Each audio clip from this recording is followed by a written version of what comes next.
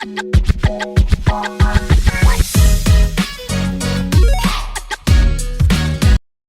hey guys, welcome back to my channel Sarthak Commerce Wala.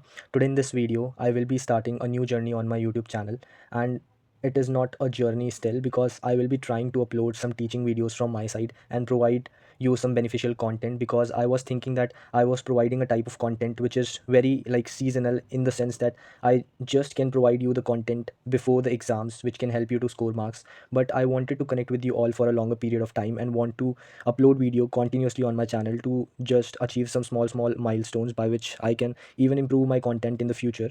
So here I am with my first teaching video on my channel.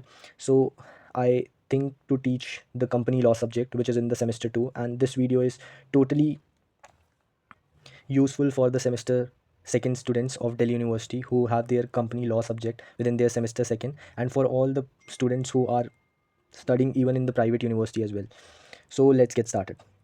So first of all, we are starting from the very basic topic, which is that what is a company. So I actually compile the definition of company in a very simple manner. I make all these notes from the taxman book of company law. So this is that book. So from this book I am making the notes, so you don't have to just worry about that from which sources I am providing you all these notes. I make all these notes from this taxman book of company law. So let's get started. So what is a company? So I am going to give you most simplest and the crisp meaning of what is a company, and along with that whatever topics I will be going to discuss within the video. So first of all, what is a company? So company is an artificial person. It is known as artificial person because it is created by law. Along with that, company has a separate legal entity, which means its identity is different from its members. It has a common seal as well to enter into the agreement, and along with that, company has a perpetual existence. Okay, so that is the all over meaning of company. And if I suggest you one trick by which you can write the definition of company, is that you need to understand the characteristics of the company, because the definition of company or the basic definition is made up of the characteristics. Now let's study a bit more about the company. So company is actually derived from a Latin word which is companies, and this companies is made up of two words: cum, which means together, and panis, which means bread.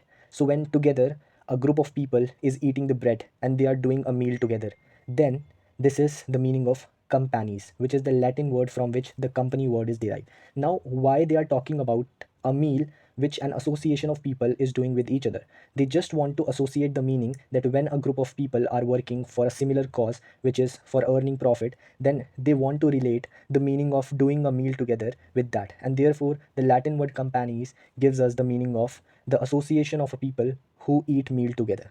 Understand? Isn't it very simple? Okay. Now, let's go and move forward towards a very technical definition which is given as per the Companies Act 2013. And within the Companies Act 2013, in section 20, section 2 subsection 20, the definition of company is given. So what is the definition? Company means a company which is incorporated under this act, which means the Act of Companies Act 2013 or any previous company law, that is considered as a company in the eye of Companies Act 2013, according to the section 2 subsection 20. And remember one thing: whenever you are writing the section, you cannot change the definition, because if you are writing the section and you are writing that you are writing the definition according to the section, then you don't have to do a single mistake within the definition, because that has to be a tailor made definition and it cannot be changed. So please don't do these types of mistakes. If you are not able to remember the exact definition, then don't write the section. Just write it as a basic definition or write it this definition within your examination. But if you are writing before the definition that according to section 2 subsection 20 and you are defining this, then the definition should be accurate. Okay, so these are some minor details which nobody would going to tell you, but these are very important things, and these things matters a lot within your examination as well. Now there is a term which is a very different term, but very, you can say, less probability of coming in exam, but I am just teaching you for the sake of your knowledge.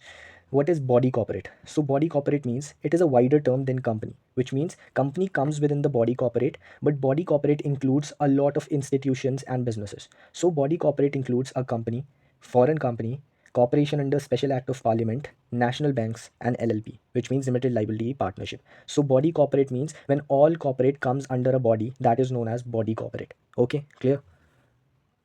Now let's jump onto our second topic, that is characteristic of a company. So now what are the characteristics of the company? Even you had studied within your class 11th as well about the characteristics of company. So I will not be discussing all these characteristics elaboratively. I just want to tell you the meaning in a very crisp manner. So first characteristic is incorporated association, which means that company is a form of business which has to be registered mandatorily according to Companies Act 2013. Therefore, it is considered as an incorporated association. Second, artificial person. Artificial person means that company is a person and company has the right of person, but because it is not created naturally and it is created by law, therefore it is considered as an artificial person. Third is separate legal entity, which means that a company has a separate identity as compared to its members. So a company has a different identity and its members have different identity. Fourth is perpetual existence. Perpetual means continuous, which means a company is a form of business organization which runs for lifelong and it has continuous existence. So there is a very famous line, members will come, members may go, but company runs for lifelong. Fifth characteristic is common seal, which means company doesn't have a physical form, but it is considered as a person because it has a signature, which is given in the form of a seal or a stamp, which a company can put when a company want to enter into an agreement or contract. So it has a common seal. Sixth is separation of ownership and management, which means that within a company, there are different shareholders who are widespread within different geographical nations. So therefore, these shareholders opt and select their management people who are known as board of directors. So therefore, within a company, the owners are different and the people who are managing from the behalf of the owners, which means the board of directors, are different. So there is the separation of ownership and management. Seventh is limited liability. Within a company, all the members who invested a limited amount of capital are just liable for the extent of that amount. They are not liable for more than that. So which means all the shareholders and members within the company have limited liability. They have not unlimited liability. Eighth is transferability of shares, which means that company can issue the shares and even the company can buy and sell the shares easily. So within a company, transferability of share is very easy and very quick. Now, the next topic is advantages of a company. So, there are several advantages of establishing a company. What are these advantages? First, continuity, which means that company has a perpetual existence, as we talked within the characteristics as well. So, it is not affected by death, insolvency, insanity of members. So, it runs continuously without any hindrance. Even these possible cases can also happen and run for endless time. So therefore, it is an advantage. Second, large capital, which means that it is very easy for a company to raise capital due to which they can acquire large number of resources. Third is limited liability, which means the shareholders are only liable to the extent of their investment within the company. So how much amount they invested within the company, they are just liable for that amount of capital only. Okay. Transferability of shares, which means that company is a form of business which provides liquidity very easily. How? Because company can issue the shares and these shares can be buy and sell very quickly, so it provides liquidity to the company very easily. Fifth is democratic setup, because within a company shareholders are the owners and they choose their representatives, such that the board of directors, as we also talked within the separation of ownership and management. So owners are shareholders who have the right to choose their own representatives, which are board of directors. Okay, and if this board of directors doesn't work properly, then these board of directors should be accountable. So there is a democratic working system within a company, that shareholders are totally free to choose their own representatives, and along with that, if the objective does not fulfill by a company, then those board of directors should be accountable to the shareholders as well. Okay. Sixth benefit is economies of large scale. Sorry. So this means that a company is a large scale business, and for expanding it on a large scale, company has its own advantages. So economies means advantages of large scale. So when a company is operated on a large scale, it has some advantages like less cost, more profit and expansion.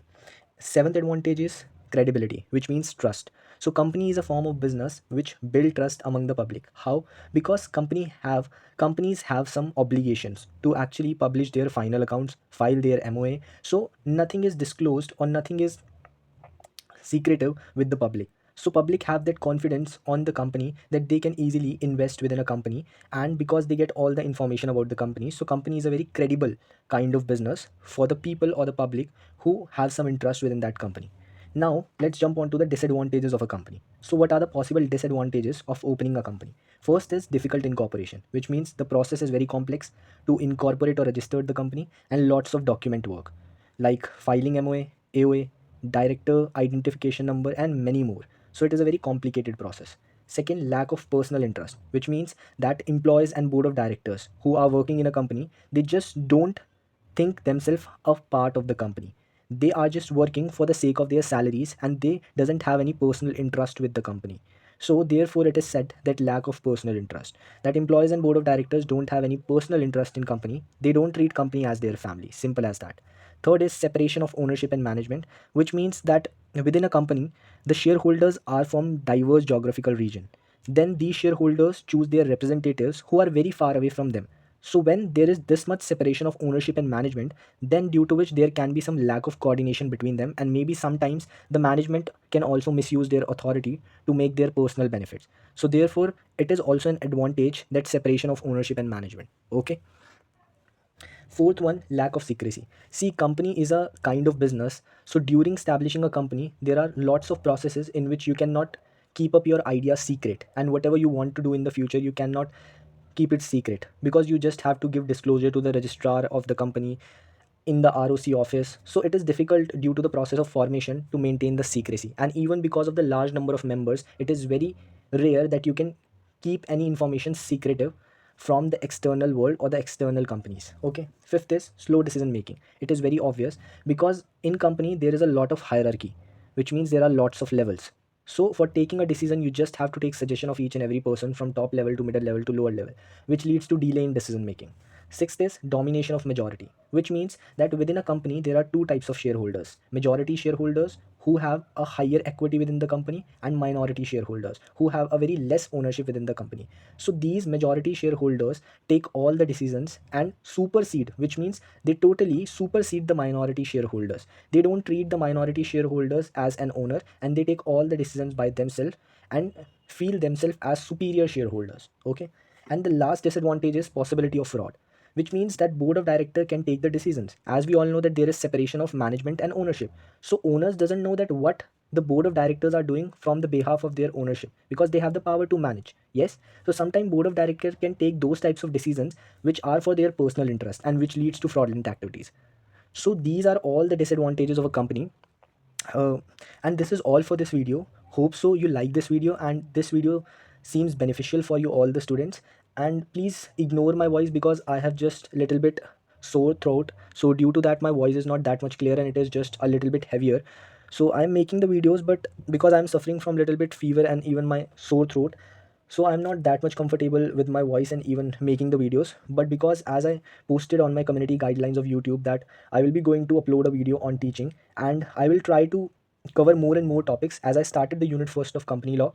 Hope that it seems beneficial for you all. Please just do one comment that what improvement you want within my content, whether you liked or not.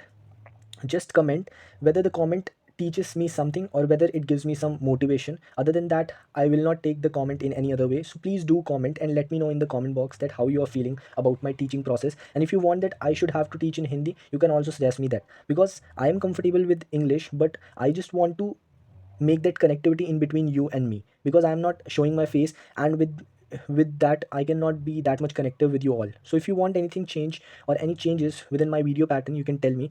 And if you are watching the video till the end, thank you so much for watching, and stay connected and stay tuned to the channel. I will try to help you all and just reaching to the small milestones. We are very close to 1K subscribers, so let's go and let's reach all these milestones. Thank you very much. Bye bye.